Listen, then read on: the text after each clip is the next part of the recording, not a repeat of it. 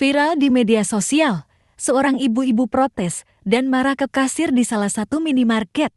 Dalam video yang dibagikan oleh akun TikTok Mas Kece, terlihat seorang ibu-ibu marah karena susu berukuran 1 liter yang dibelinya melalui aplikasi pengantaran tidak dingin seperti yang ia minta.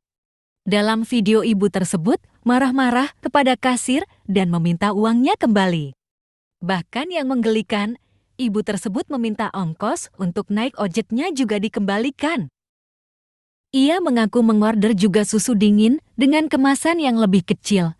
Namun susu dengan kemasan 1 liter yang ia order tidak sama dinginnya. Tak terima pesanannya tidak sesuai dengan orderan, ia kemudian meminta uangnya kembali. Meski sudah dijelaskan bahwa susu 1 liter memang tidak ada yang dijual dingin di minimarket, ibu-ibu tersebut tetap ingin uangnya kembali sekaligus ongkos antarnya.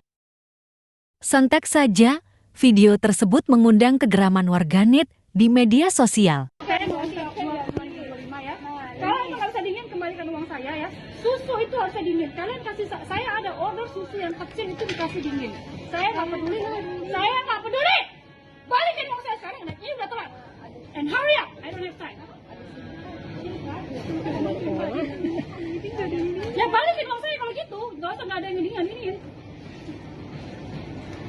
Gak usah pakai senyum, Mbak. Customer komplain marah-marah, lu senyum lagi, otak lu di mana itu?